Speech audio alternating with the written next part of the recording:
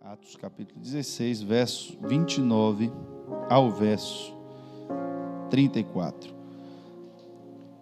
O carcereiro pediu luz, entrou correndo e, trêmulo, prostrou-se diante de Paulo e Silas. Então levou para fora e perguntou: Senhores, que devemos fazer para ser salvo? E eles responderam: creia no Senhor Jesus, serão salvos você e os de sua casa. E pregaram a palavra de Deus a ele e a todos de sua casa. Naquela mesma hora da noite, o carcereiro lavou as feridas deles, e em seguida, ele e todos os seus foram batizados. Então os levou para a sua casa, serviu-lhes uma refeição, e com todos os de sua casa alegrou-se muito por haver crido em Deus. Feche seus olhos. Pai, estamos na tua casa nessa noite, Deus. E aqui, meu Pai, é o local o qual nós consagramos, meu Deus, para celebrarmos um culto ao Senhor. É um lugar, meu Pai, o qual separamos para invocar, meu Pai, o Teu Espírito. Santificamos este lugar, meu Pai, com a nossa presença e com a invocação do nome de Jesus. Porque nos reunimos aqui, Senhor, não com outro propósito a não ser Te adorar, meu Pai. A não ser, Senhor, nos reunirmos em Teu nome. Assim, meu Deus, praticamos um ato espiritual que o Senhor nos ensinou, e pela verdade da Tua palavra, compreendemos, meu Pai, que aonde o Senhor habita, meu Pai, aonde o Senhor está, aonde o Senhor se manifesta, é um lugar, meu Pai, santo. E assim, meu Pai, pedimos que o Teu Espírito tome a primazia desse lugar, que as portas, meu Pai, as paredes e todo o vão, meu Pai, desse templo, possa ser nessa noite inundado pela Tua glória. Que o Senhor possa, Senhor, falar individualmente, meu Pai, com cada um dos que aqui entraram, Senhor, para que eles saibam, meu Pai, que é o Senhor quem fala com eles e não eu, meu Pai, mas é a Tua palavra que está sendo ministrada nessa noite, meu Deus, e que o Teu Espírito ache endereço correto e certo, meu Pai, para cada palavra que é dita aqui nessa noite, em nome de Jesus. Queridos, uma pergunta é feita nesse texto, e essa pergunta talvez deva ser a pergunta que nós devemos nos fazer todos os dias: o que devemos fazer para sermos salvos? Eu vejo, quando ouço essa pergunta, uma necessidade, uma urgência, que ela não brota no coração do homem, ela não brota no entendimento do homem, por nada. Você não vai andando na rua e de repente alguém tropeça numa pedra e pergunta: o que devo fazer para ser salvo? Talvez se você estivesse lendo uma revista em quadrinho, na hora que alguém tropeça numa pedra, ia estar aquela legenda cheia de grifos, né? Porque esperamos que as palavras que saem da boca de alguém que toma uma topada de uma pedra não sejam palavras boas. O que eu quero lhe mostrar é que existem comportamentos. Se alguém pisa num prego, você espera que a pessoa dê um grito, né? Se você tivesse que fazer uma legenda de uma história em quadrinho, pensa aí, você está vendo só as fotos e você vai ter que desenhar ali o que a pessoa falou. Minha esposa me mostrou um vídeo essa semana que eu achei interessante, que a gente às vezes ouve, né, as pessoas cantando, aí mostrou a visão de um menino imaginando como o cantor estava na hora que estava cantando a música. Aí tinha uma hora que o cara começava a embolar a voz, aí o menino, dublando ele, pegava um bocal de caneta e botava na boca, para cantar como se ele estivesse segurando alguma coisa com o dente, né? E eu achei engraçado, porque nós ouvimos as coisas, mas tentamos imaginar como aquele som foi produzido, né? Então, há reações. Alguém queimou o dedo na panela, o que você escreveria? As reações. O que é que leva o ser humano a fazer uma pergunta dessa? O que eu preciso fazer para ser salvo? A urgência da salvação, irmãos. A urgência da salvação. Eu estava ontem de tarde, essa palavra veio, eu disse: eu vou compartilhar com a igreja, porque eu estava com uma pessoa, orientando essa pessoa, orando pela vida dela, e eu pedi a Deus que me desse uma ministração para eu poder enviar para essa pessoa. E eu procurando no YouTube pregações que falassem o que eu devo fazer para ser salvo. Não com essas palavras, mas eu estava procurando com outras palavras, né? Como fazer uma aliança com Deus.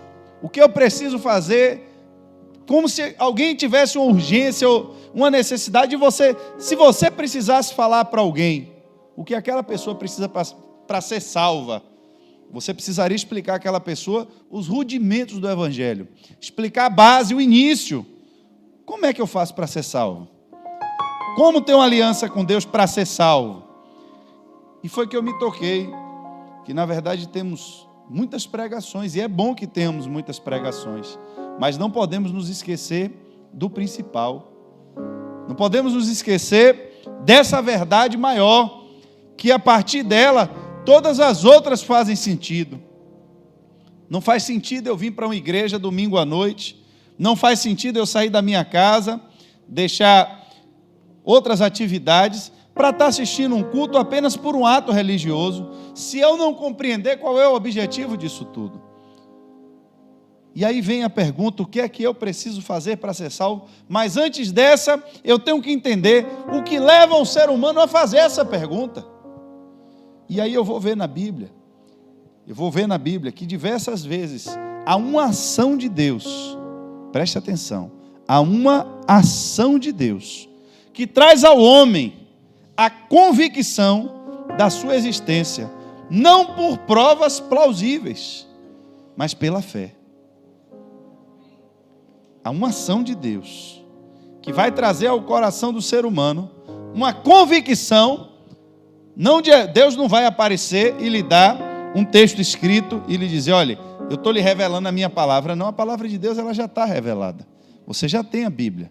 Mas vai haver na sua história um ato de Deus, em que você vai ter uma experiência pessoal com Deus. E, irmãos, e não temos como tentar taxar isso.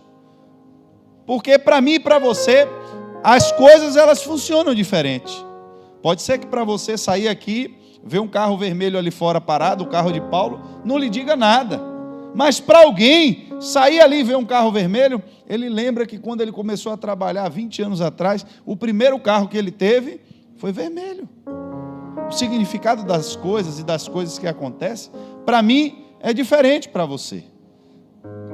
Deus tem uma forma específica de tratar com cada um de vocês.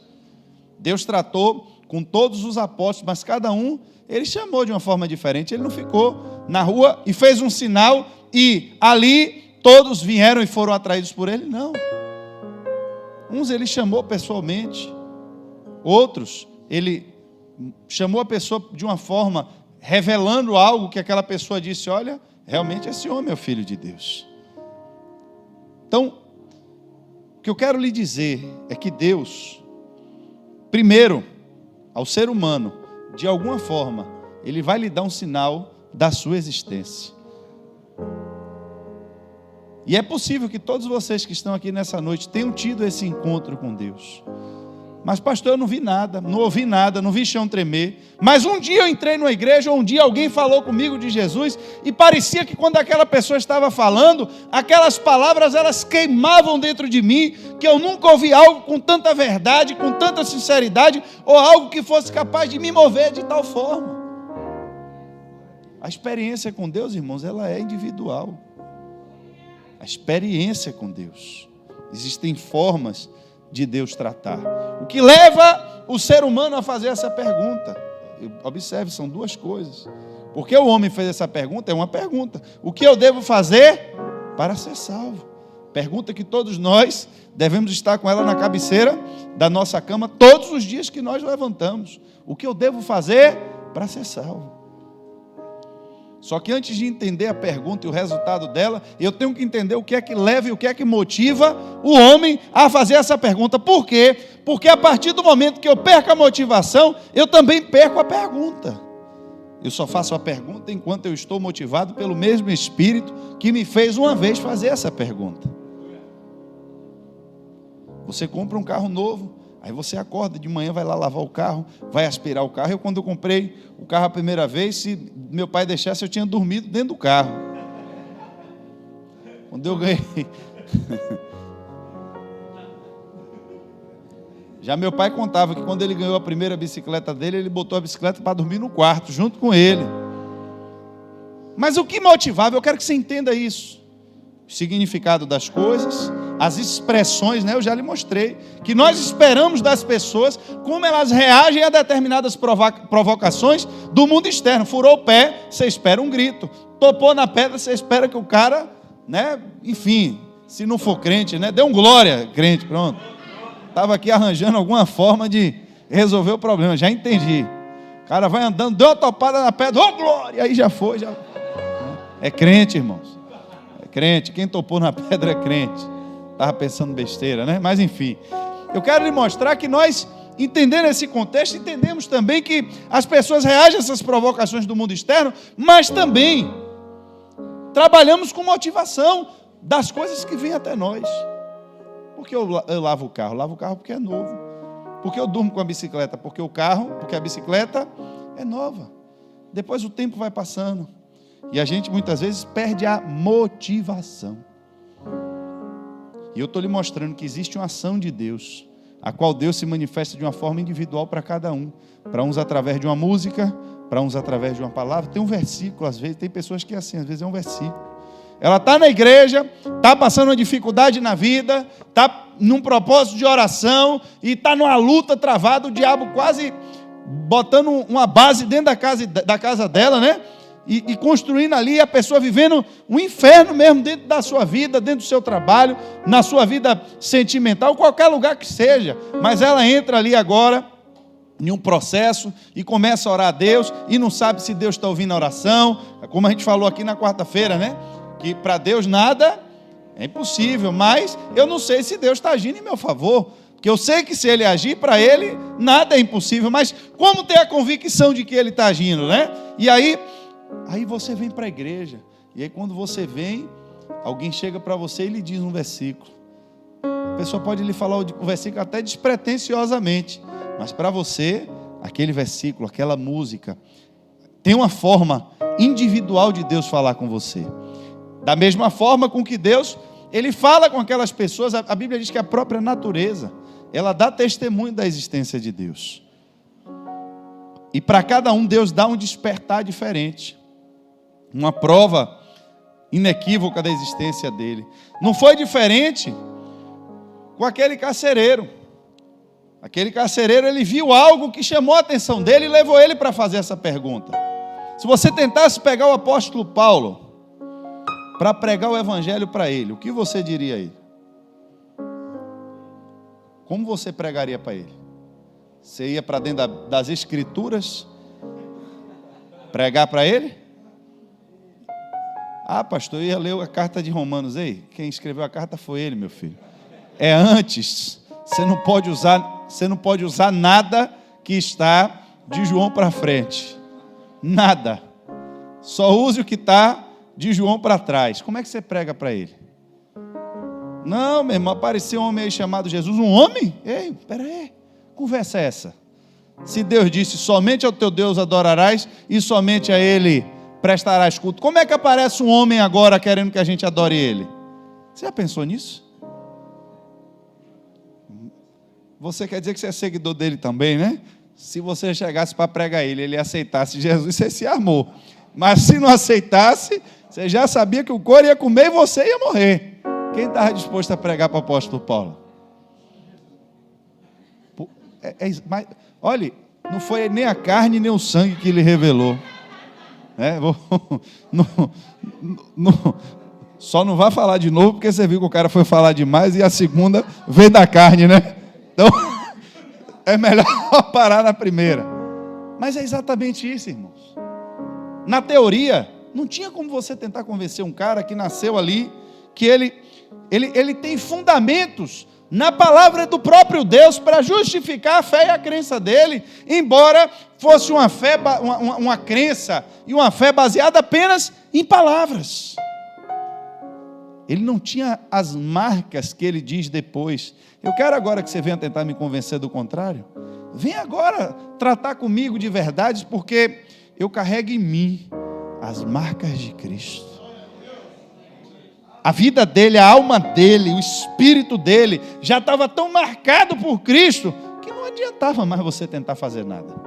Porque aquilo não era uma ideia, não era uma filosofia, não era um entendimento baseado em palavras. Ele agora tinha uma convicção. Que veio de quê? Da onde surgiu isso? Ora, um homem que foi criado a vida inteira em uma religião que você vê uma extensa redação feita na Bíblia no Velho Testamento, combatendo de forma veemente a idolatria. Se tinha uma coisa, meu irmão, que Deus detestava e que está lá batendo de forma pesada, vai ver o Velho Testamento, é com idolatria. Irmãos, Deus odeia a idolatria. Para Deus a idolatria é como um pecado espiritual de prostituição, de adultério. A desonra que Deus sente é como se fosse uma traição de um homem para uma mulher, ou de uma mulher para um homem, tanto faz. Mas para Deus a desonra é nesse nível. Pecado da idolatria. Aí agora começa um bocado de gente dizendo que um homem é Deus. Que um homem é filho de Deus e que deve adorar esse homem agora. Que deve invocar o nome de um homem.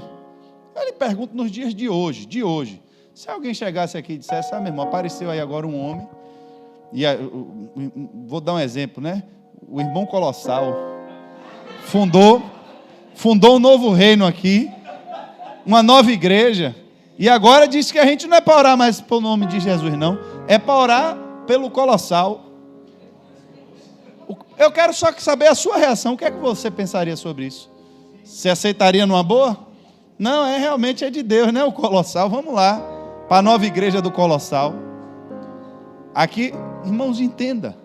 Eu quero só lhe mostrar, lhe confrontar dentro das suas próprias convicções, que você já tem dentro de si, você já tem dentro do seu coração, dentro do seu entendimento, um mecanismo de defesa aí pré-acionado, que se alguém lhe falar qualquer coisa que não envolva aquilo que você já conhece, você já cria uma resistência natural.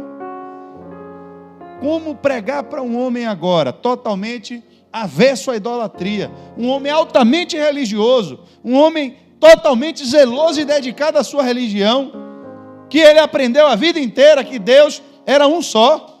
Ensinaram a ele a vida inteira isso. Deus é um só. Só existe um Deus. E só esse Deus que você deve adorar. Irmãos, ele cresceu ouvindo isso.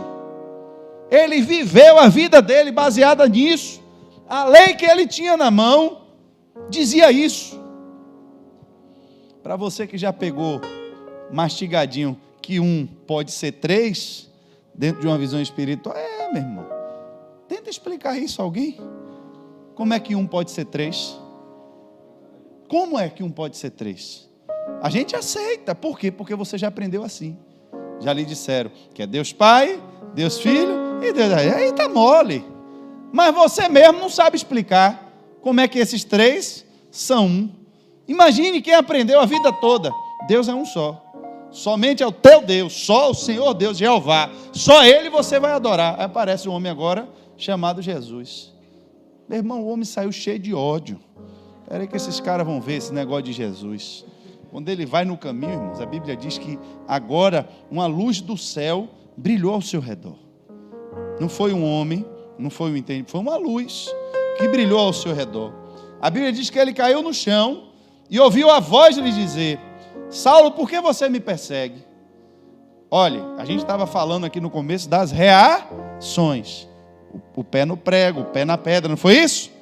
Imagine você agora andando na rua, uma luz brilha ao seu redor, que de alguma forma lhe faz cair no chão. Não sei, irmão, se o joelho do homem tremeu, ele perdeu as forças. Mas imagine você andando na rua, uma luz do céu, veio do céu e brilha ao seu redor. Era de dia provavelmente, né? Não sei se era de noite, se era de dia, mas a luz brilhou. E se foi de dia ainda é pior ainda, que a luz do sol estava lá, o cara ainda viu uma luz mais forte do que o sol, no meio da rua. Você já pensou?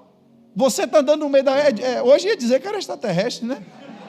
Naquele tempo não tinha OVNI, ainda não tinha um filme do ET, né? Aí ninguém ia saber o que era, mas a luz brilhou, irmão, de tal forma que confrontou as verdades. Por quê? Porque ele também nunca tinha visto luz brilhar daquele jeito. Ele viu algo que ele ainda não tinha visto antes. Qual foi a reação dele agora? Olhe bem. Quem és tu Senhor. Ele entendeu que aquela manifestação não era uma manifestação humana. Ele entendeu que aquilo não era truque de mágica. Ele entendeu que aquilo também não era demoníaco. Não trouxe um temor a ele de medo, no sentido dele se sentir confrontado como se fosse algo que viesse destruir ele. Mas o que ele sentiu foi uma presença a qual ele se submeteu, porque se manifestou ao redor dele.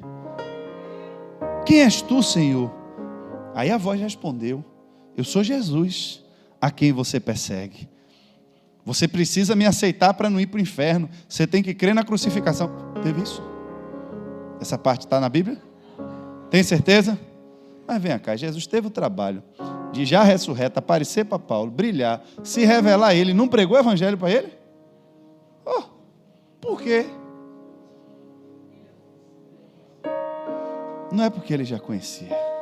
É porque Deus ele dá o primeiro passo de mostrar a revelação da sua existência. Mas a mensagem do evangelho quem tem que pregar sou eu e você. Aqui é onde está o problema. Por que problema, pastor? Porque ele depois, Paulo diz, vem cá, como é que vão crer se não há quem pregue? Como ouvirão se não há quem anuncie? Então, se ninguém falar, ninguém vai ouvir. E se ninguém ouvir, ninguém vai crer. E se ninguém crer, ninguém vai se salvar.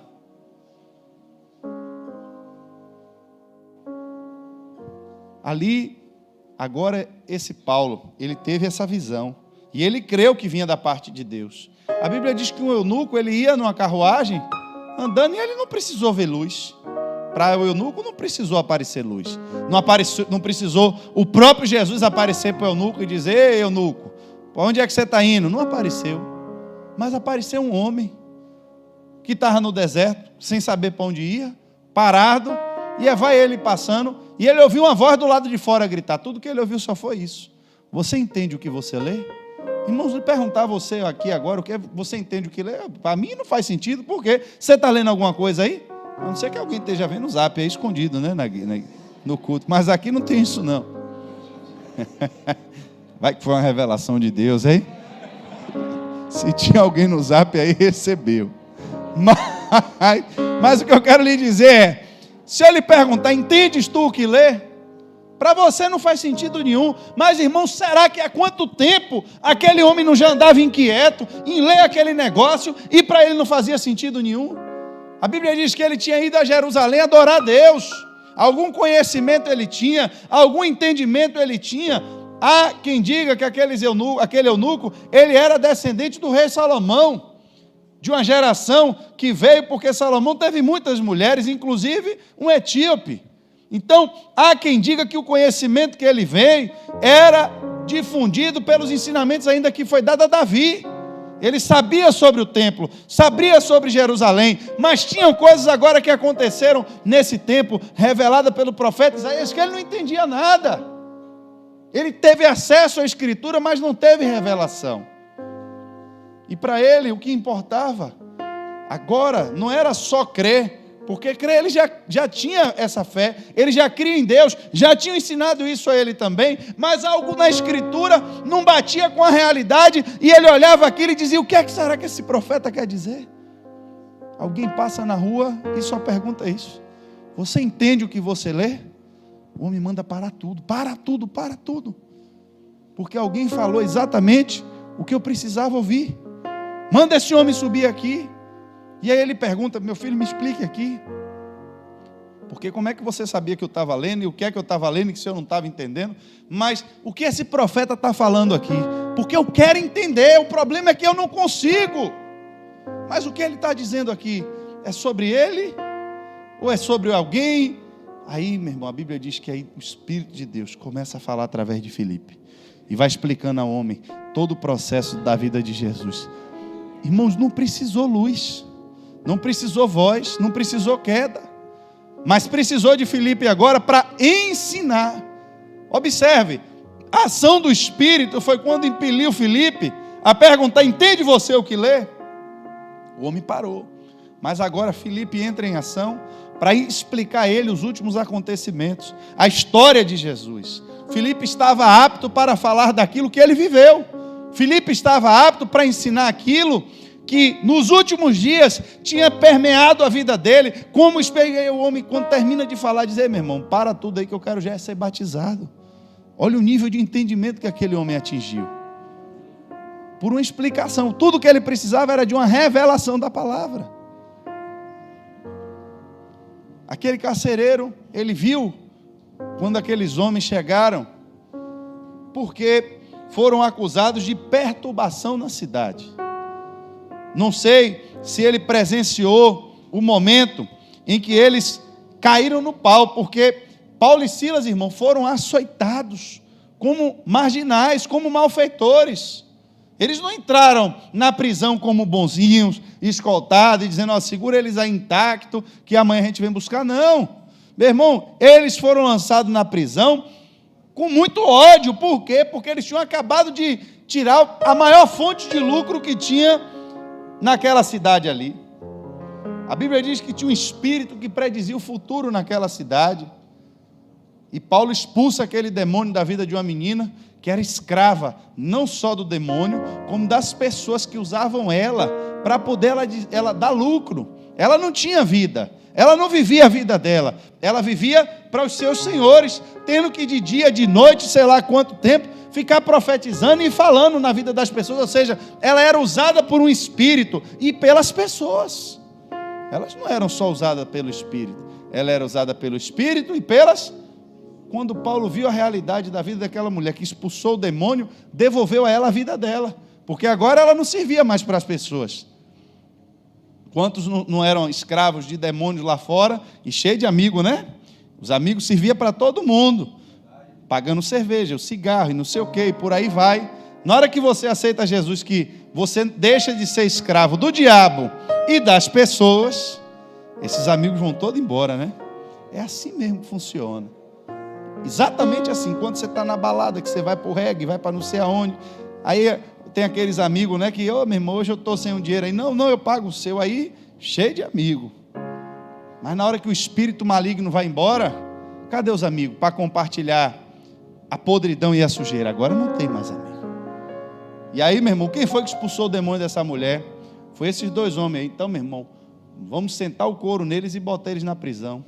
Só que aquele homem de noite, tomando conta desses homens, ele teve uma experiência espiritual, que a Bíblia diz que quando eles se deram conta ali de noite, houve um terremoto tão violento que os alicerces da prisão foram abalados, e todas as portas se abriram, e as correntes de todos se soltaram. Ah, meu irmão, mas o carcereiro estava ouvindo eles cantar? Estava dormindo. A Bíblia diz que o carcereiro acordou. Se ele acordou é porque ele estava fazendo o quê? Dormindo. O carcereiro acordou e, vendo as portas da prisão abertas, desembaiou a espada para se matar, porque pensava que os presos tivessem fugido. Só que Paulo gritou: não faça isso, estamos todos. Aquele homem entendeu que ele estava no meio de uma experiência agora espiritual, irmãos.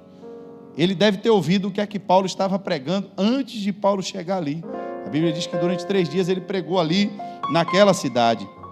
Ele andava e onde ele falava, a mulher ainda ia atrás, falando ali. A Bíblia diz que por muitos dias ele pregou naquela cidade. Provavelmente a mensagem chegou até o carcereiro. Só que agora os homens que estavam pregando Jesus estavam presos. E aí, de repente, aquele homem vê agora uma experiência espiritual. Ele vê, houve um grande terremoto, e quando ele acorda, todos os alicerces da prisão foram abalados e as portas tudo abertas. Ele vai se matar. Por quê? Porque ele sabia que quando o pessoal chegasse, ele ia ter que dar conta dos presos. E se ele não desse conta dos presos, ele ia ser torturado, ia ser morto. Ele disse: antes que me matem, deixa eu tirar logo a minha vida. Quantas pessoas não têm esse encontro com Deus na pior hora de sua vida? Uma hora que você não tem mais esperança, uma hora que você acha que não tem mais jeito, e ouviu só uma voz. Só uma voz. Não faça isso. Nós estamos aqui. Sabe o que eu acho interessante? Os símbolos que a Bíblia traz. Quando ele ouviu isso, ele pediu luz. Ele pediu luz. Por quê? Porque onde ele estava, ele não via nada. Ele só estava ouvindo. Mas ele queria ver. Pediu luz. E quando a luz chegou, ele trouxe os homens para fora do cárcere, e ele não perguntou, vocês estão bem? Ele não perguntou, o que é que eu posso fazer para ajudar vocês? Eu acho que seria, talvez, a pergunta intuitiva mais óbvia. Se você está tomando conta dos prisioneiros, achou que o prisioneiro fugiu, e os prisioneiros foram bonzinhos, né? Ficaram lá dentro, mesmo com as portas tudo abertas, ele ia sair, você ia perguntar a ele, o que eu posso fazer por vocês? Já se deram conta disso? A pergunta que ele fez não foi em relação a o que ele podia fazer por eles, mas era agora em relação ao que ele precisava fazer para ser salvo. Um nível de revelação espiritual que chegou àquele homem, que produziu nele uma reação que não é uma reação comum, não é uma reação esperada, não é uma reação que vem para o ser humano e que ele todo dia anda na rua perguntando o que é que eu preciso fazer para ser salvo. Mas a experiência e o contexto em que ele estava, quando ele viu o que aconteceu, como aconteceu, algo urgente brotou no coração dele e disse: o que esses homens pregam é verdade. E se o que esses homens pregam é verdade, eu estou correndo um sério risco, porque eu ainda não estou salvo. A presença de Deus, irmãos, deve ter inundado aquele lugar de tal forma. Aquele ambiente se transformou em um ambiente espiritual, que aquele homem foi impactado pela presença de Deus ali, que tudo que gerou agora no coração daquele homem foi um desejo de salvação. Mas o mesmo Deus que fez tremer, que fez as portas se abrirem, não apareceu mais para pregar para aquele homem. Quem teve que pregar agora para eles? Paulo. Porque existe um evangelho que é mais urgente. Existe um evangelho que ele traz para nós um confronto de uma verdade que precisa estar latente no nosso coração. Que assim como eu creio que Deus existe, assim como eu creio que Jesus existe, eu preciso entender que eu preciso também fazer algo para ser salvo. Porque se eu não precisasse fazer nada, Paulo teria dito a ele: o que eu preciso fazer para ser salvo? Paulo ia dizer: não precisa você fazer nada. Mas a resposta não foi essa. A resposta foi: creia no Senhor Jesus. E você e a sua família, e se você e sua família, daqui a pouco eu entro num parêntese para lhe explicar. Mas eu quero que você entenda o que ele disse. Creia no Senhor Jesus Cristo e você será salvo. O que eu preciso fazer para ser salvo? Eu estou vendo que há uma manifestação de Deus aqui nesse lugar. Aquele homem ele não estava em Jerusalém, aquele homem ele não era judeu, aquele homem não conhecia a história dos profetas, mas aquele homem entendeu pela presença de Deus, que estava naquele lugar, e pela forma como Deus se revelou ali naquele lugar, que agora ele estava perdido e que ele precisava ser salvo. Não foi Paulo que precisou pregar para ele, insistir para ele ser salvo. Era ele que queria saber agora o que ele precisava fazer para ser salvo. Ah, pastor, mas eu creio em Deus. Aí fora está assim, ó, de gente com esse sentimento. Tá fácil demais, né? Está aqui, crê no Senhor Jesus e você será? Ah, pois bem, eu creio no Senhor Jesus. Romanos 10, no capítulo 8, capítulo 10, do verso 8 ao 10, vai dizer assim, ó: na verdade diz, a mensagem está bem perto de você e está em seus lábios e em seu coração. E essa mensagem é a mesma que anunciamos a respeito da fé, que se você declarar com a sua boca que Jesus é o Senhor e crer em seu coração que Deus o ressuscitou dos mortos, será salvo. Pois é crendo de coração que você é declarado justo, e é declarando com a boca que você é salvo. Ah, pastor, então quer dizer que se eu falar com a boca que eu creio que Jesus é o Salvador e crer em Jesus, então eu estou salvo. Bom, basicamente é isso. Assim como o médico, quando chega para alguém que está lá com problema de hipertensão e diz: olha, se você não comer sal, você está salvo. Aí o cara pega o saleiro em casa e joga fora. Eu não compro mais sal na minha casa, mas come biscoito, água e sal. O que foi que o médico disse? Que ele não pode comer Não, sal, nunca mais eu boto uma colher de sal na boca. Eu quero saber quem foi o dia que você entrou na casa de alguém, que você viu alguém pegando uma colher de sal e botando na boca. Estão entendendo o exemplo? Mas não é isso que o médico diz? Você está com hipertensão lá, a pressão pipocando, o médico diz, meu irmão, você não pode mais comer? Não, então para mim está resolvido, eu nunca comi sal puro mesmo. Porque a gente não pode, irmãos, entender as coisas com essa literalidade. Porque você pensa isso aí, eu vou jogar o saleiro de casa, não vou comer mais o sal, vou pegar na boca, não vou comer o sal. O problema não é comer o sal puro. O problema é você entender o que é feito, que o sal está dentro. O problema está aí. O problema não é abrir sua boca e dizer, eu creio em Jesus. Eu creio que você acredita mesmo, eu sei que você acredita. Esse é o saleiro, né? O saleiro é moleza. Eu quero saber no meio das suas ações, das suas atitudes, no meio do seu dia a dia, no meio da sua vida, no meio da sua forma de viver, como é que você expressa a crença que você tem em Jesus. Aí é onde está o problema.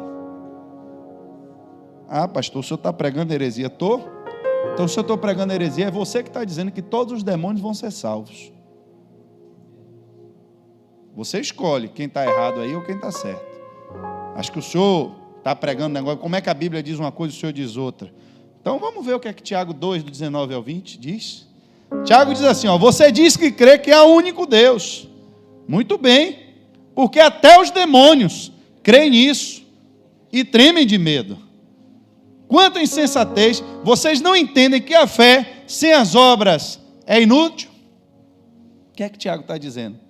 Será que você não está entendendo que eu não estou dizendo que é para você meter a colher no sal e jogar uma colher de sal na boca? Não é disso que a gente está falando. O que a gente está falando é as obras.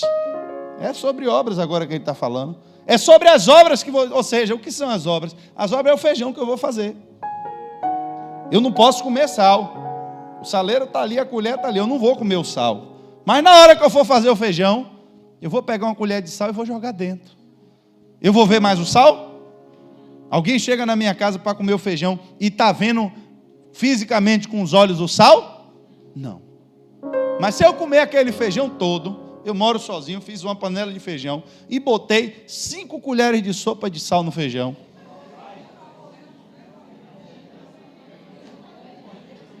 Eu quero saber, quando eu terminar de comer o feijão, quem comeu aquele sal todo? Eu não tenho coragem de comer 3 colheres de açúcar, não tem não? Você faz o suco, você bota quantas colheres de açúcar dentro? Você come. Pastor, mas quem tomou o suco todo? Me diga. Eu não como esse tanto de sal não. Pega o rótulo do refrigerante que você toma, veja quantas gramas de sódio tem. Chega em casa, pese a quantidade de sódio numa colher e veja quanto de sal você está comendo dentro do refrigerante. Você não tem coragem de pegar uma colher de sopa de sal e colocar na boca. Mas pega a carne de charque que você come, o bacalhau, vê quanto de sal tem ali dentro. Você não come o sal diretamente. Pastor, mas você não comprou 1 quilo de carne de charque para sua casa? Você não comeu todo no mesmo dia. Mas você foi comendo um pedacinho, acabou. Quem comeu todo? E o sal que estava ali foi para onde? Dentro de sua barriga? Dentro do seu sangue? Não é isso? O corpo absorve o sal que você come. Entenda, irmãos? Tiago está falando disso. Você precisa crer para ser salvo. Todo mundo entendeu. Só que dizer e crer de verdade, tem gente que acredita de verdade. Eu acredito de verdade que Jesus é Filho de Deus. Mas no ingrediente, quando você vai fazer as coisas, quanto é desse sal que você está colocando dentro? Eu não posso comer o sal puro, mas se eu botar dentro da sopa, eu tomo. Se eu botar no feijão, eu tomo. Pastor, peixe sem sal? Como é que eu vou comer peixe sem sal? Frango sem sal? Já pensou? Andar com Deus e dizer que crê em Jesus, irmãos, não é simplesmente uma ideia. É isso que eu quero que você entenda nessa noite. Não é simplesmente, mas tem gente aí fora que nem acredita em Jesus, irmão, esse é pior ainda. Mas até o demônio diz que crê, está aqui. Ele crê na existência e sabe que Jesus é Filho de Deus, ele sabe. Quando o gadareno se deparou com ele, disse o quê? filho do Deus. Por que você veio me confrontar antes da hora? Então o demônio é crente? É crente. É crente. Infelizmente, o demônio é crente. Mas ele não obedece. Aqui é que está o problema. Ou seja, por mais que ele crê em Jesus, nos ingredientes que ele usa, nunca tem Jesus em nada. Aí o diabo vai fazer a cachaça. Na cachaça tem Jesus? Não. Aí o diabo vai fazer a prostituição. Na prostituição tem Jesus? Não. Aí o diabo vai fazer o adultério. No adultério tem Jesus? Não. Cocaína. E na cocaína? Também não. Aí tudo que ele prepara nas receitas dele, nunca leva. Mas ele não crê que Jesus é o Filho de Deus? Crê. Não sabe que Jesus morreu na cruz para o perdão dos pecados? Sabe. Sabe essa história toda, pastor? Melhor do que eu e você.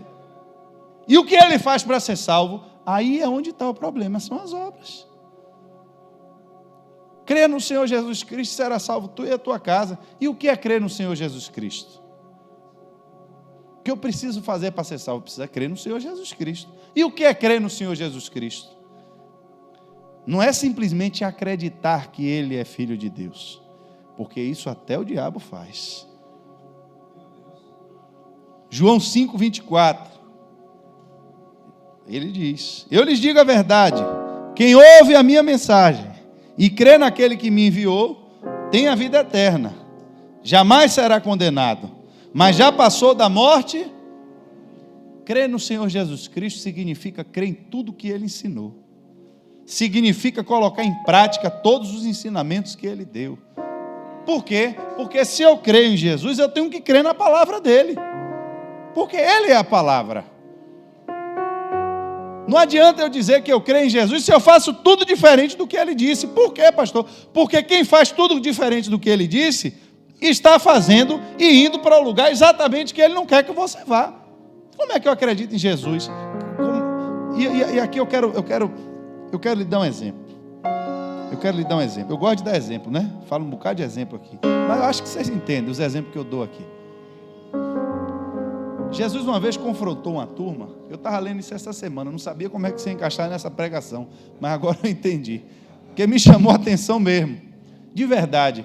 E eu postei, está lá no, quem acompanha comigo aí a leitura bíblica, né? Eu postei lá, está postado nesse dia. Jesus, ele chega no lugar, aí aparece um aleijado. Aí ele chega para o aleijado e diz: perdoados estão os seus pecados. Aí a Bíblia diz: ele sabia no coração que os homens estavam pensando. Quem é esse que tem poder para perdoar pecado? Sabendo disso no seu coração, ou seja, sabendo que eles estavam pensando isso e não falaram nada, né? Aí Jesus confronta eles e diz: vem cá, me diga uma coisa. O que é, olha a pergunta, eu acho essa palavra é fantástica. O que é mais fácil? Irmão, presta atenção, fácil? Tinha alguma coisa fácil? Eu acho que, né? O que é menos difícil, mas Jesus pergunta: o que é mais fácil dizer? Perdoados estão os teus pecados? Ou levanta a tua cama e anda? O que é que eu quero lhe falar? Quando nós temos que manifestar coisas concretas, coisas que as pessoas vão ver, para a gente é muito mais difícil. E preferimos, às vezes, nos apegar às coisas supostamente espirituais. Espiritualizar tudo. Por quê? Porque espiritualizando tudo, a gente está dentro de uma dimensão que ninguém pode palpar. Se eu lhe disser nessa noite: olha, eu estou vendo aqui o anjo construindo para você uma casa no céu. Receba essa revelação. Você recebe? Bom, você já está atrás de mim, eu não vou falar mais nada. Mas entenda, irmãos, entenda o que eu quero lhe dizer. O que é, aí eu lhe digo, para mim como homem, para você como homem, se eu venho para aqui falar e querer seduzir vocês com palavras eloquentes, é mais fácil eu dizer: eu estou vendo Deus abrindo porta e essa semana a sua casa termina. Se eu disser isso, agora você tem um compromisso para conferir se a minha palavra é verdade ou não. Por quê? Porque eu lhe falei de coisas terrenas. E o que eu falei tem que se manifestar nessa dimensão. Mas se eu lhe digo: eu estou vendo um anjo construindo para você uma casa no céu. Se é verdade ou mentira, como é que vão dizer? eu lhe pergunto, dizer ao aleijado nessa dimensão, tome a tua cama e anda, para qualquer um de vocês é impossível, assim como para mim, na nossa condição física. Sem Deus é totalmente impossível. Nenhum homem em si mesmo tem autoridade para chegar para um enfermo e dizer, tome a sua cama e anda. Isso é, para nós, impossível. E quem é que de nós, em nós mesmos, temos autoridade para perdoar pecado? Irmãos, você entende que o pecado é uma dívida do homem para com Deus? Como é que eu vou intervir na relação de um outro homem para com Deus para perdoar pecado de alguém? Só que era muito fácil a gente elevar as coisas para o nível espiritual, elevar as revelações para o nível espiritual e ficar todo mundo profetizando, todo mundo falando coisa, mas tudo nesse nível aí que ninguém pode ver nada. Se Jesus fosse um impostor, um charlatão, e ele estivesse ali dizendo, perdoados estão os teus pecados, como alguém ia saber se o que ele está dizendo é verdade ou mentira? Se o que ele está dizendo está numa dimensão que ninguém vê. Aí ele diz, mas para que vocês saibam que o Filho do Homem tem poder, ou seja, preste atenção, ele está dizendo que para ele tudo isso era fácil, né? É fácil, mas o que é mais fácil dizer? É mais fácil dizer, não é tome a tua cama e anda, o mais fácil dizer é perdoados estão os teus pecados, mas isso dentro da visão humana. Porque se você considerar isso dentro de uma visão espiritual, irmãos, é muito mais difícil você ter que dizer a alguém, os teus pecados estão perdoados, quando você parte da premissa de que o que ele está dizendo é verdade. Eu vou rebobinar que eu vi muita gente aqui voando. Eu vi muita gente boiou agora. Eu quero que você entenda isso. Quando eu considero a visão humana do homem, é muito mais fácil falar das coisas espirituais. Por quê? Porque eu não preciso provar. Então, se eu considero de uma perspectiva humana, é mais difícil eu dizer a alguém, levante e ande. Mas é mais fácil dizer, perdoados estão os seus pecados, porque eu não vou precisar conferir. Mas quando eu levo essas duas frases para um nível espiritual e trato as duas como verdade, quanto custou para Jesus dizer para aquele homem, toma a tua cama e anda? O que ele teve que sofrer para falar aquilo? Mas para ele dizer, perdoados estão os teus pecados, ele teve que dar a vida dele por você. Dentro de uma visão humana, parece que as coisas espirituais são mais fáceis de dizer. Mas quando eu digo coisas espirituais em verdade, meu irmão, muda tudo. Porque a perspectiva do povo era o quê? Botar o aleijado para que ele dissesse, levante e ande. Era isso que todo mundo estava esperando. Mas o aleijado ia levantar, ia andar, ia morrer, irmãos. Porque o aleijado não está vivo aí até hoje. Você já viu esse aleijado pela rua? Algum dia você viu ele andando por aí? Cadê ele? Ele morreu. Alguém respondeu certo. Só que ele morreu. E morreu com Cristo. Porque primeiro ele fez o mais difícil. Não do ponto de vista do que os homens querem. Irmãos, às vezes nós queremos coisas que para nós é difícil. Na nossa perspectiva é difícil. A gente quer resolver o problema da nossa saúde. A gente quer resolver o problema das nossas incapacidades materiais. A gente quer resolver o nosso problema financeiro. E às vezes a nossa vida espiritual, irmãos, me perdoe a expressão, mas está uma bagunça, está uma miséria. Nós estamos pobres espiritualmente, nós não estamos orando, nós não estamos lendo a Bíblia. Estamos às vezes esquecidos desse evangelho da salvação. E nos aproximamos de Jesus e tudo que a gente quer é que Ele diga algo que é difícil para a gente. Toma a tua cama e anda, segue a sua vida, vai em paz, eu vou fazer esse milagre físico na sua vida. E às vezes as coisas espirituais que são mais difíceis de resolver, Ele está resolvendo na nossa vida e a gente está achando que é pouco. Frustração de chegar diante de Jesus aleijado, todo quebrado, e Ele dizer, seus pecados estão perdoados. Espera aí, meu irmão, conversa essa de pecado perdoado? Eu estou aleijado aqui, quebrado no chão, sem poder andar, humilhado, envergonhado, e o Senhor vem para cá com essa conversa de coisa, de pecado perdoado que eu não estou vendo?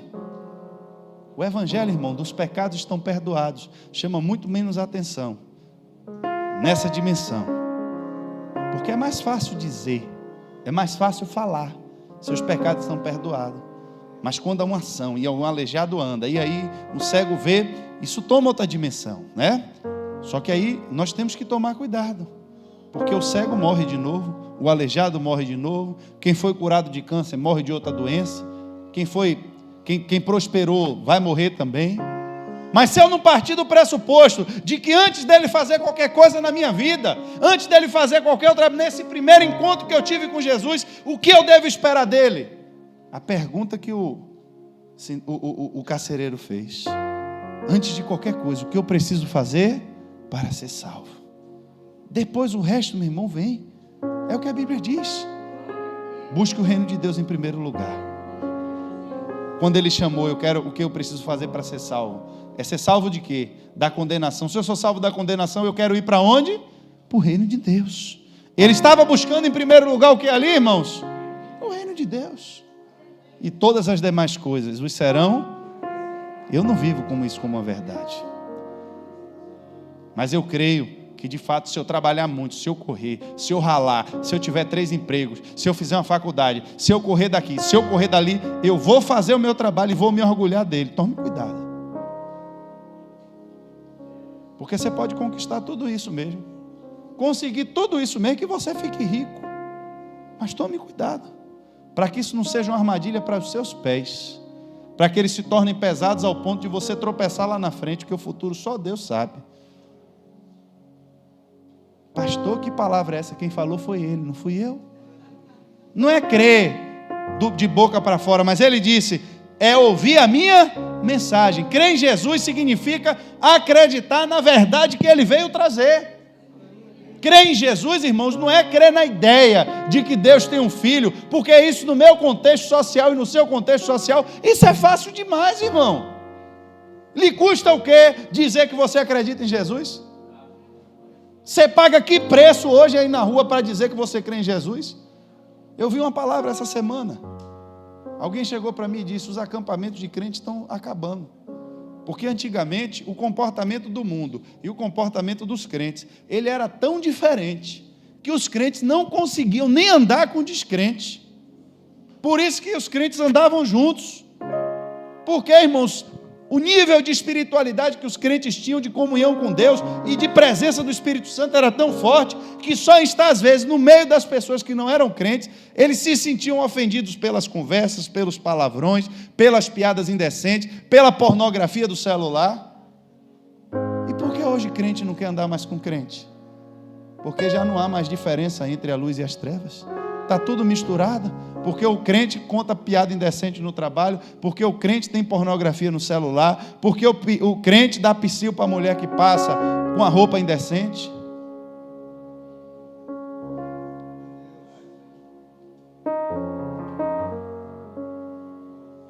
Porque o crente não confia mais em Deus como seu provedor, mas confia agora no seu trabalho, confia agora na sua inteligência, confia agora no seu braço. E as coisas de Deus não estão ficando mais em primeiro lugar. Você está no comando da sua vida. Você está no comando das coisas que você está decidindo. Mas está tudo bem, pastor. Eu plantei lá em casa, eu tenho uns caquinhos lá em casa, eu gosto de plantar. Eu plantei um bocado de coentro, já deve ter uma semana. Ainda não colhi nada. Mas estou colhendo um manjericão. Mas eu não plantei coentro? Agora? Tem uma semana que eu plantei o coentro. Por que eu estou colhendo manjericão? Porque já tem um tempo que eu plantei o manjericão. Quando eu plantei o manjericão, eu estava colhendo o coentro. Mas agora, eu ainda estou colhendo o que eu plantei. Só que o que eu plantei, uma hora acaba.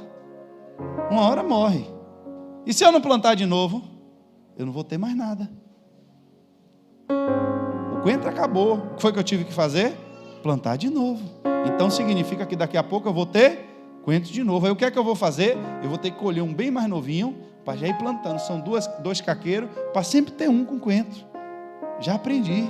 Vou ter que fazer. Não posso deixar os dois crescerem demais para usar. Então, quando um já estiver bem novinho, já tenho que dizer, moço, arranca tudo, guarda na geladeira que eu vou ter que plantar de novo. Para sempre ter coentro. Mas, pastor, eu tomei essas decisões erradas na minha vida e ainda não está acontecendo nada de errado. Veja o tempo que você veio plantando coisas boas para Deus. Deus não é injusto não, irmão. A Bíblia diz, aquilo que o homem plantar, A recíproca também é verdadeira. Eu aceitei Jesus, estou aqui na igreja e nada mudou na minha vida. Meu irmão, você foi para a rua, arrumou filho, se envolveu com um homem atribulado, com um homem casado, veio para a igreja ontem e amanhã já vai estar tudo resolvido. Calma.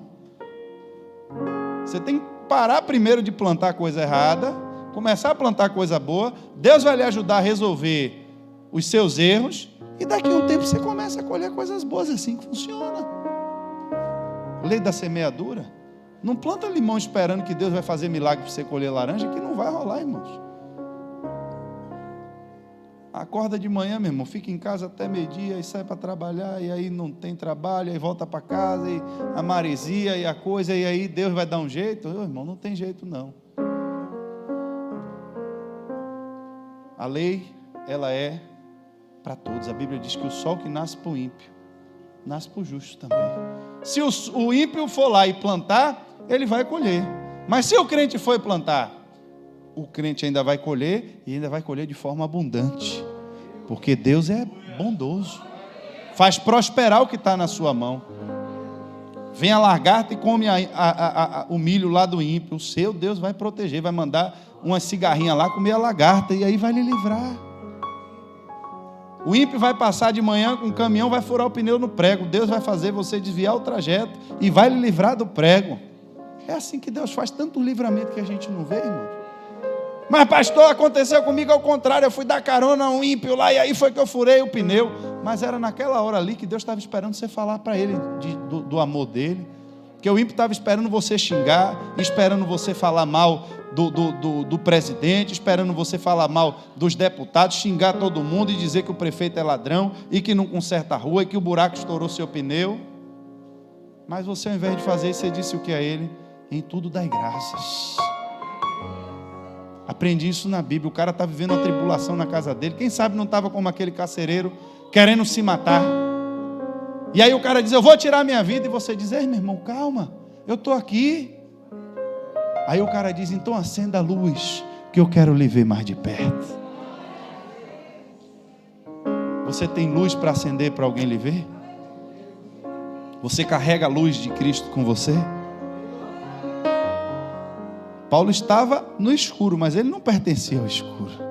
E para ver ele, o carcereiro disse agora, acenda a luz. Você sabe a sua vida hoje, como ela está hoje. Mas Jesus disse que tem casas que estão sendo edificadas e que aparentemente você não vê o que está embaixo. Todas estão crescendo bonitas e favoráveis. Mas no dia que vem a tempestade, no dia que vem a chuva, no dia que vem o vento, é que você vai descobrir quem tem fundamento.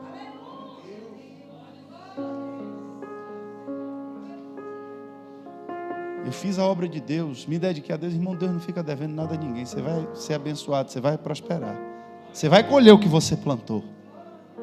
Mas cuidado para quando acabar o seu crédito, você não está com a conta vazia e zerada. Você não ficar devendo ao banco. Quer crer em Jesus, irmão? Quem creu em Jesus, o que foi que fez? É só você olhar a Bíblia. Pedro, vamos para o mar, bora? Joga a rede aí, meu filho, para o lado direito. Olha, senhor, o senhor está brincando com a gente, né? A gente passou a noite toda aqui pescando. Meu filho, vamos, porque é o senhor que está dizendo, eu vou. Quando o homem jogou a rede, que viu o milagre, ele disse, isso aqui não é normal. Eu estou no mar desde criança, nunca vi isso acontecer. Se afaste de mim que eu sou pecador. Não, não é para se afastar não. Eu quero agora que você me siga. Você crê o suficiente em Jesus para abrir mão de sua casa, de sua família, de seu emprego, para seguir um jovem de 30 anos que você não conhece? Isso é crer em Jesus. Quer que você tenha? Eu tenho um emprego. Você faz o quê? Eu sou coletor de impostos. Mas você tem um ministério. Você abandonou seu ministério. Você está com um nome aí que não é o seu. Está levando uma identidade que não é a sua. Você sabe para que foi que Deus lhe chamou. Você sabe qual é a unção que está sobre a sua vida. Você vai resistir aí nessa coletoria de impostos até quando? Está dando dinheiro, está dando lucro, está dando visibilidade, mas Deus já mandou sair daí. Lhe chamou pelo seu nome. Me siga. Isso é crer em Jesus. Quem creu em Jesus, irmãos, Zaqueu, desce depressa, eu quero ir para a sua casa. precisou lhe dizer mais nada. Olha, Senhor, se eu defraudei alguém, eu estou devolvendo. Eu quero restituir. Eu não quero mais dívida. Eu quero mudar de vida. Por quê? Porque ele creu em Jesus. Quem creu em Jesus, irmão, mudou a sua história, mudou a sua vida, porque passou a obedecer o que ele ensinou. Quem ouve a minha mensagem, não é só crer para dizer eu acredito que Jesus é o Filho de Deus. Essa é a crença que as pessoas compartilham com o diabo. Qual é a crença que salva? É aquele que ouve e guarda a minha palavra. É o que obedece. É aquele que as suas obras, elas estão condizentes com a mensagem de Jesus. É aquele que a sua vida toda é pautada pela fé em Cristo Jesus. E como começa isso, pastor? Do ato mais simples que você possa imaginar. Quando você levanta a sua mão e diz: eu creio que Jesus é o Filho de Deus. Não da boca para fora, mas é por isso que a Bíblia disse: com a boca confessares e no coração creres. Se você fizer isso, a coisa começa a acontecer, começa a gerar. E aí, meu irmão, é só crescimento, se você não interromper esse processo. Pedro sai na rua, começa a pregar. Depois que ele prega, fala da palavra de Deus, as pessoas perguntam a ele o que nós devemos fazer. As palavras, a Bíblia diz, as palavras dele, isso está em Atos, capítulo 2, do 37 ao 39. As palavras partiram os corações dos que ouviam, porque começou um negócio estranho. Primeiro achou que todo mundo estava bêbado. Como é que esses caras, uma hora dessa da manhã, todo mundo já Ei, meu irmão, não tem ninguém bêbado aqui não. Isso aqui é Espírito Santo de Deus. Nós vimos o cumprimento de uma promessa. Acabamos de ter uma experiência espiritual com Deus. Estamos aqui com o nosso coração fervendo, porque estamos cheios do Espírito Santo de Deus. Quando eles começaram a pregar, irmãos, a Bíblia diz que cada um começou a ouvir em sua língua. Não teve aleijado andando, não teve cego curado. O sinal naquela hora não era esse. Mas era o quê? Como é que eu sou grego? Estou ouvindo esse homem que veio aí, esse homem da Galileia, está falando aqui, eu estou ouvindo em grego. E você veio de onde? Rapaz, eu vim de outro país aí também. Estou ouvindo em árabe aqui ele pregar. Mas é o mesmo homem, como é que ele pode? Ferramenta de idioma espiritual. O homem pregava em uma língua e cada um ouvia na sua. Eles já entenderam, irmãos, que o ambiente ali era espiritual. A ação de Deus. Eu não disse a você que sempre tem uma ação de Deus? Sempre vai ter uma ação de Deus para trazer o homem ao confronto e a realidade de que tem uma presença espiritual ali. Algo sobrenatural está acontecendo ali. Mas depois que a experiência espiritual veio, irmãos, não podemos viver só de experiência espiritual. Não podemos viver só de roda-roda, só de gira-gira. Já viu? Já aconteceu? Já entregou a profecia? Agora vem o quê? Agora vem palavra, meu irmão. Tem palavra para falar? Você conhece a palavra que você segue? Você conhece a palavra de Deus? Você tem fundamento para pregar alguém?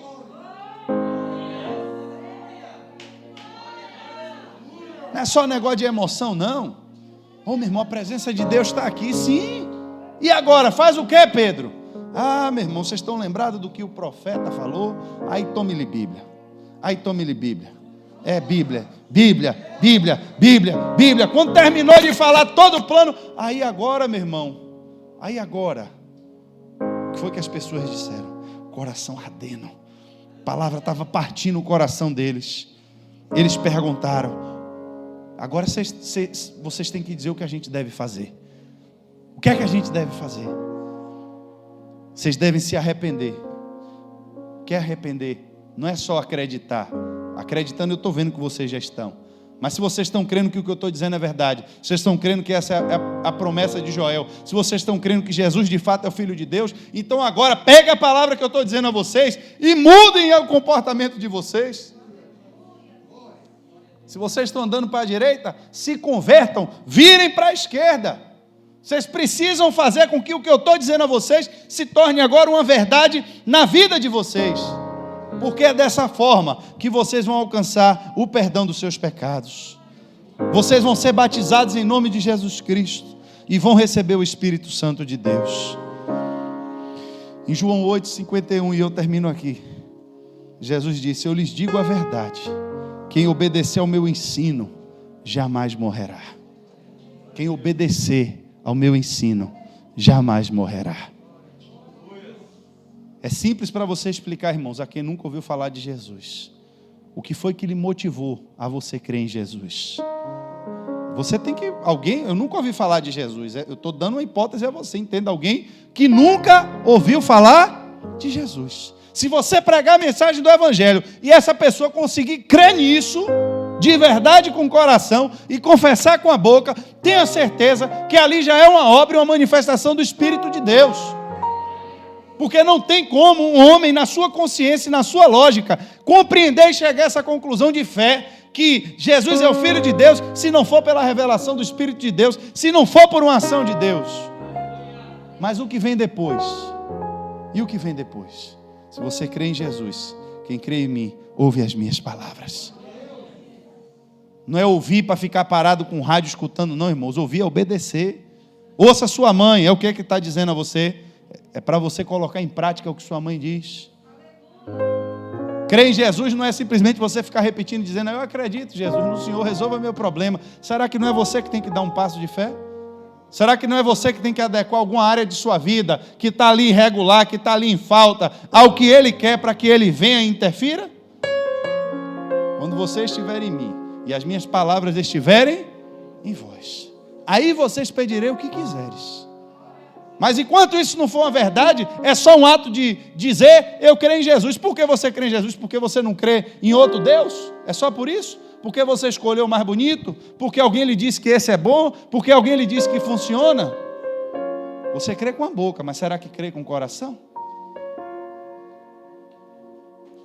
A prova de fé que esses homens tinham que dar no tempo deles, para você entender o contexto do crer em Jesus, confesse com a sua boca: eu estou assinando a minha sentença de morte.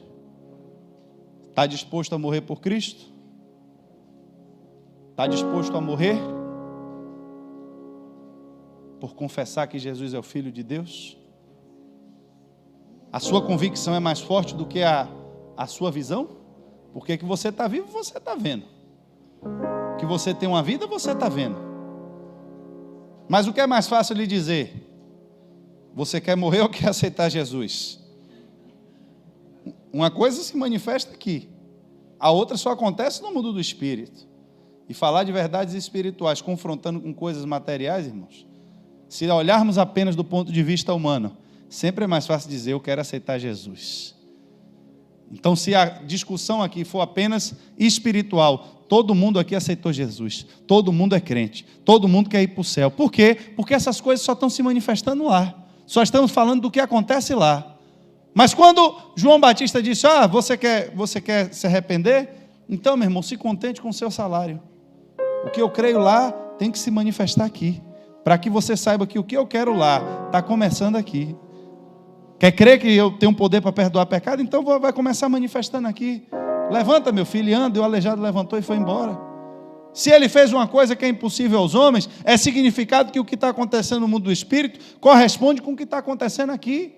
Como é que está a sua comunhão com Deus? Eu não tenho como ver. Ninguém aqui tem como ver. Como está o seu coração com Deus? Ninguém tem como ver. Se a sua fé é verdadeira, se no seu coração, no seu íntimo, você de fato segue a Jesus, se você tem convicção e quer de fato fazer o que agrada a Deus, ninguém tem como saber. Mas as suas obras vão evidenciar o que está dentro do seu coração. São elas. As palavras que saem da sua boca é que vão dizer qual é a natureza da sua fonte.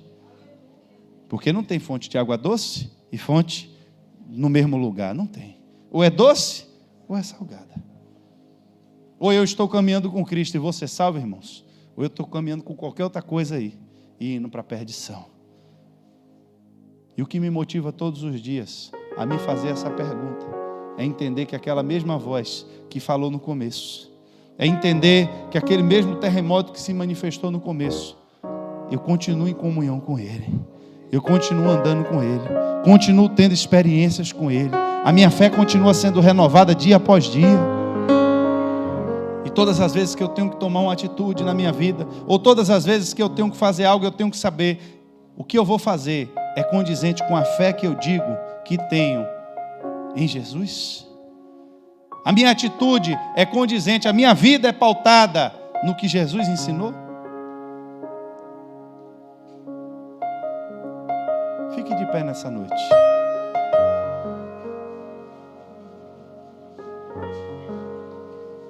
O que eu preciso fazer para ser salvo? Vamos para a igreja, mas eu? Não, irmãos.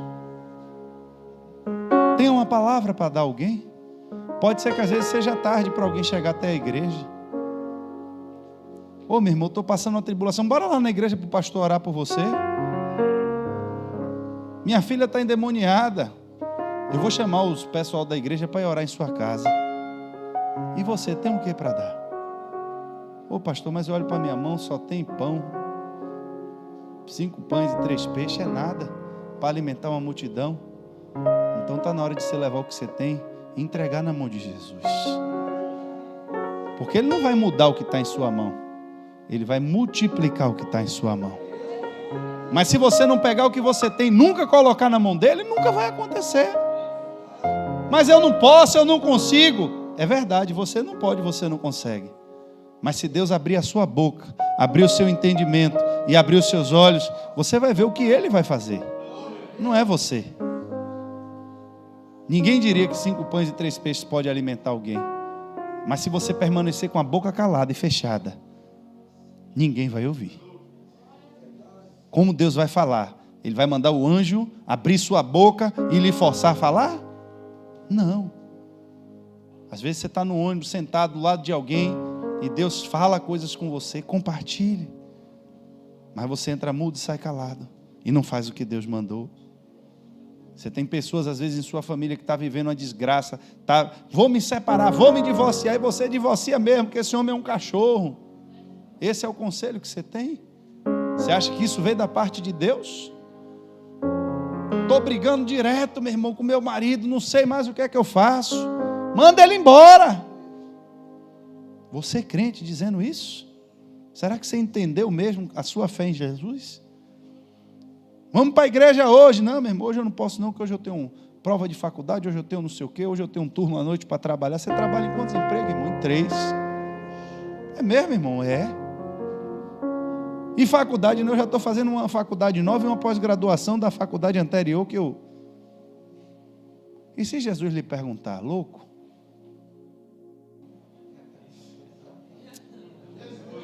Se nessa noite lhe pedir a sua alma, ah, pastor, mas se ele me pedir, eu vou dizer, eu não estou adulterando, eu não estou mentindo. Pois bem, uma das cartas que Jesus mandou para uma das igrejas não foi condenação de prostituição, não foi, só disse, eu só tenho uma coisa contra você. Você deixou seu primeiro amor. A salvação é baseada no amor. Você pode estar com o corpo aqui dentro da igreja, mas se seu espírito não tiver e o seu coração não tiver, vocês me honram com os seus, mas o seu coração ficou lá fora. Seu coração ficou em seus bens, seu coração ficou em suas conquistas. Para que você olhe para si mesmo e se orgulhe de você mesmo, do seu próprio esforço, de seus próprios méritos, e você ainda acha que está agradando a Deus dessa forma. Cuidado, irmãos, cuidado. Eu sei que a vida tem sido difícil para muita gente, mas a Bíblia também diz o que é que adianta você comer o pão de dores, acordar cedo, dormir tarde, porque Deus faz isso, irmãos, com aqueles que agradam a Ele, enquanto eles dormem. Você vai chegar lá, eu sei que você vai chegar lá, porque Deus não é injusto. O sol nasce para o ímpio e nasce para o justo. Se você se esforçar, vai chegar lá. Mas vai chegar gente na sua frente, vai mais longe do que você, e você vai olhar e vai dizer, o que foi que esse cara fez? Ele amou a Deus. Só por isso. Ele dedicou todo o seu coração a Deus, derramou a sua alma diante de Deus. Entendeu que o maior tesouro que ele tinha aqui na terra era Jesus, porque Jesus é a porta pela qual ele vai passar para encontrar Deus. E tudo que ele desejou, o que é que você deseja mais na sua vida hoje? Ah, pastor, eu gostaria de um carro. Ah, pastor, eu gostaria de ter um carro importado. Eu gostaria de ter um apartamento no Alphaville. O que é que você deseja nessa noite? Eu queria ser famoso, aparecer no jornal, eu queria ser apresentador de jornal. Tudo passa, irmãos. As pessoas que tiveram um confronto com a presença de Deus e com a experiência de estarem próximas de Deus, o que é que você quer? Eu quero ser salvo. O que é que eu preciso fazer para ser salvo? Me diga, Jesus, eu preciso ser salvo. Eu não quero sair por essa porta nessa noite na dúvida. Eu quero saber se o meu coração de fato está alinhado com o teu, se eu tenho vivido uma vida de acordo com a tua palavra, ouvindo e obedecendo a tua palavra.